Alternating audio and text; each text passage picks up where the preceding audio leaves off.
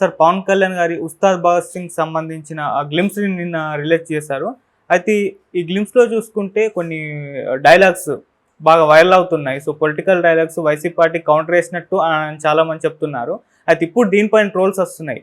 So ఆ glass symbol సంబంధించి మరి ట్రోల్స్ అనేది ఎందుకు వస్తున్నది? అసలు యాక్చువల్‌గా ఈ సినిమా లేదు, హరీశ్శంకర్ వేరే సినిమాతో బిజీ అయిపోయారు అనుకున్నారు. మరి సినిమా గ్లింప్స్ ఎందుకు రిలీజ్ చేశారు? దీని ఎఫెక్ట్ ఎలా ఉంటుంది సార్? ముందుగా 'ఉస్తాద్ భగత్ సింగ్' దానికి సంబంధించి Harish Shankar director, Sreeleela heroine, Devi Sri Prasad music. అవును. సో దీనికి సంబంధించి సడన్గా నిన్న అంటే అంతకుముందు ఒక ఫస్ట్ లుక్ ఒకటి రిలీజ్ చేశారు పోస్టరు. ఇప్పుడు గ్లిమ్స్ ఒకటి రిలీజ్ చేశారు. దాన్ని 'భగత్స్ బ్లేజ్' అని పెట్టి ఒక గ్లిమ్స్ చేశారు. అందులో ప్రధానంగా ఏంటంటే ఒక జాతర జరుగుతున్న కాంటెక్స్లో రౌడీలు వచ్చి అలర్ట్ చేస్తున్నప్పుడు వాళ్ళకి బుద్ధి చెప్పే పోలీస్ ఆఫీసర్గా పవన్ కళ్యాణ్ రోల్ ఉంది. అక్కడ డైలాగ్స్, ఇదిరా నీ గ్లాస్ పరిస్థితిని కొట్టేస్తాడు రౌడీ, కొట్టినప్పుడు ఇతను తీసుకొని గాజు పగిలే కొద్దీ పదునెక్కుతుంది అని ఒక డైలాగ్ ఉంది.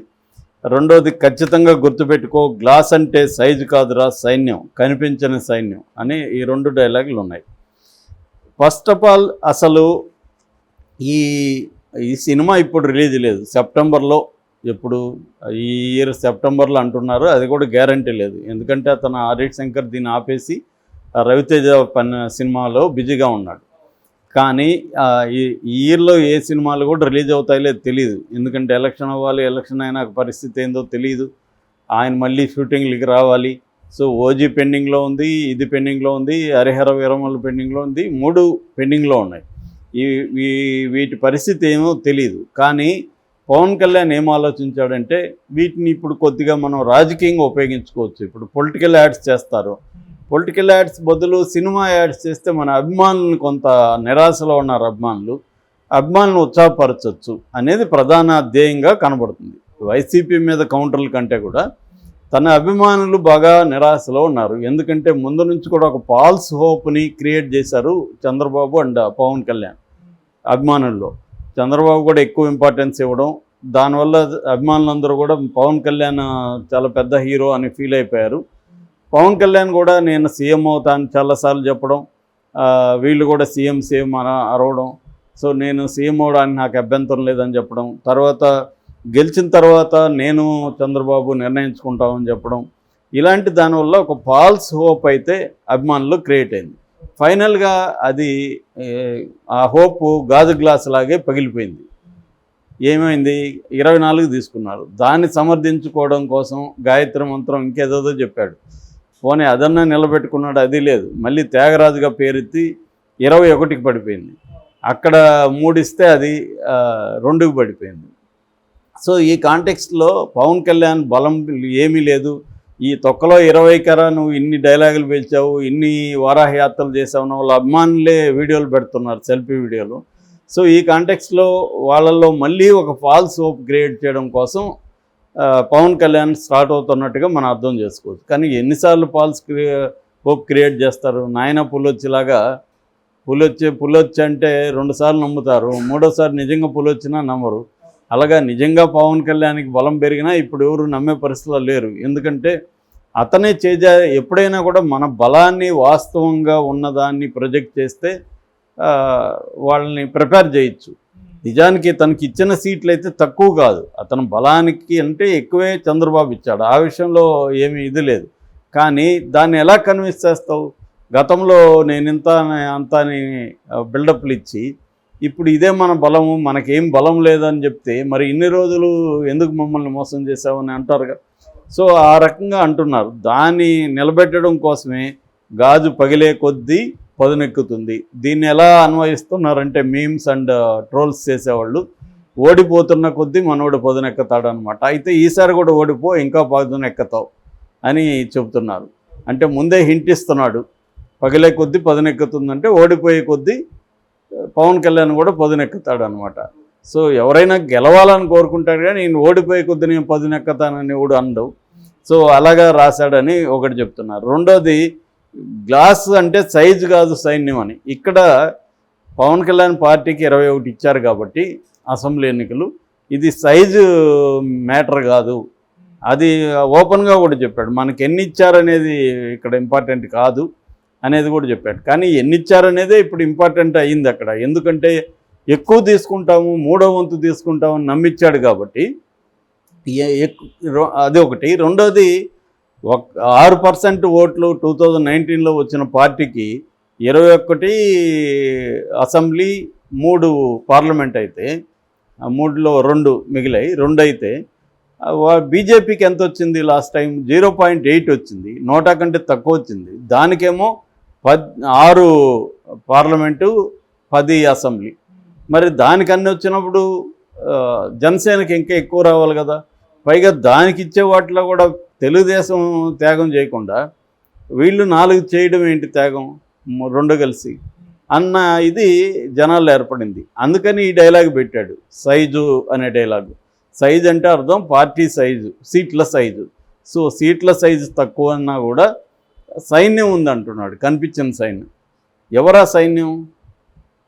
ఇది కన్ఫ్యూజన్ అనమాట. అంటే తనకు కన్ఫ్యూజన్ లేదు, నేను ముందు నుంచి చెప్తున్నా. పవన్ కళ్యాణ్కి ఉండే క్లారిటీ ఎవరికి లేదు, కానీ ఇతరులను కన్ఫ్యూజ్ చేస్తూ ఉండడమే అతని క్లారిటీ.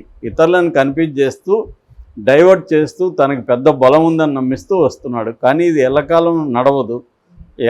ఒక్కసారిగా నువ్వు ఎంత అదేదో దేవతా వస్త్రాలని కథ ఉంది అంటే, అందరూ దేవతా వస్త్రాలు ఉన్నాయంటే రాజుకి జనం నమ్ముతుంటారు. ఒక పిల్లోడు మాత్రం అతను న్యూడ్గా ఉన్నాడని చెప్పేస్తాడు.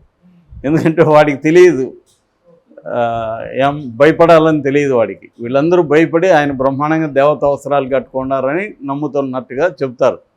పిల్లోడు చెప్పేస్తాడు, సార్ ఆయనకి న్యూడ్గా ఉన్నాడని, అందరూ నవ్వుతారు.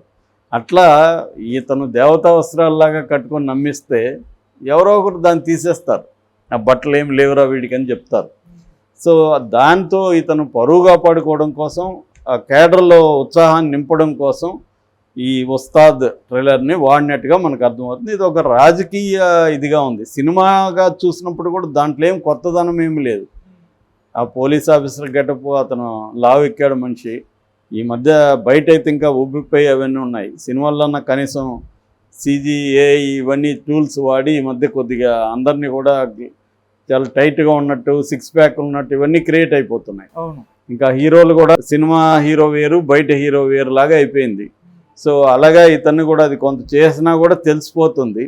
అంత ఎఫెక్టివ్ అయితే ట్రైలర్ లేదు. చాలామంది ఇది మరొక బ్రో అంటున్నారు. బ్రోలో కూడా గాజు గ్లాస్తో ఇంట్రడ్యూస్ అవుతాడు హీరో. సో ఇతని సినిమాలన్నీ ఇంకా గాజు గ్లాస్ మీద సినిమాలు తీసుకురా నువ్వు అని కూడా అంటున్నారు. రెండోది, సినిమాకి గాజు కేంద్ర సంబంధం, దాని మీద ఎవరైనా ట్రైలర్ టీజర్ రిలీజ్ చేస్తారా? దాంట్లో సినిమా పైన ఇంట్రెస్ట్ వచ్చే విధంగా గ్లిమ్స్ ఉండాలి. కానీ ఇక్కడ ఏంటంటే పొలిటికల్గా దీన్ని వాడుకుందాం అన్న ఉద్దేశం తప్ప ఎప్పుడో రిలీజ్ అయిపోయే సినిమాకి ఇప్పుడు అవసరం లేదు. నిజానికి హరిహర వీరమల్లు అయితే అసలు ఇంకా షూటింగే చాలా ఉంది.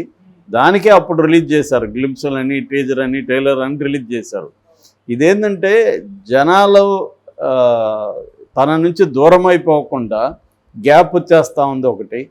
దానివల్ల వాళ్ళ మొరైల్ నిలబెట్టడం కోసం ఇక్కడ రాజకీయాల్లో తన క్యాడర్ కావచ్చు, తన అభిమానులు కావచ్చు, నిరాశతో కూలిపోకుండా వాళ్ళని నిలబెట్టడం కోసం ఇలాంటివి చేస్తున్నారు. కానీ ఇవాళ అది ఎక్స్పోజ్ అయిపోయింది. సినిమా డైలాగులు రాజకీయాల్లో పనికిరావు. రాజకీయాల్లో ఏంటంటే రియల్ స్ట్రెంగ్త్ చూపించగలగాలి. ఆ రియల్ స్ట్రెంగ్త్ లేకుండా, రియల్ స్ట్రెంగ్త్ నీకు స్ట్రెంగ్త్ గట్టిగా ఉంటే దానికి కొద్దిగా మసాలా యాడ్ చేయొచ్చు. కానీ అసలు ఏమీ లేకుండా, మాంసమే లేకుండా ఒట్టి మసాలాతో వంట ఎట్లా చేస్తావు? కొంచెం అన్న మాంసం ఉంటే దానికి మసాలా వేసి అది చేయొచ్చు. కానీ మసాలా ఎక్కువైపోతే ఏమవుతుంది? అసలే తినేవాడు కూడా తినడు. సో ఆ పరిస్థితి ఇప్పుడు పవన్ కళ్యాణ్కి వచ్చింది. పవన్ కళ్యాణ్ ఏంటంటే ఆ కష్టకాలంలో చంద్రబాబును ఆదుకున్నాడు కాబట్టి, తెలుగుదేశం కావచ్చు, చంద్రబాబు కావచ్చు, పవన్ కళ్యాణ్ గౌరవం ఇచ్చారు తప్ప, చంద్రబాబు గురించి తెలిసిన వాళ్ళు ముందు నుంచి చెప్తున్నారు చంద్రబాబు తనకి సీట్లు ఇవ్వడానికి.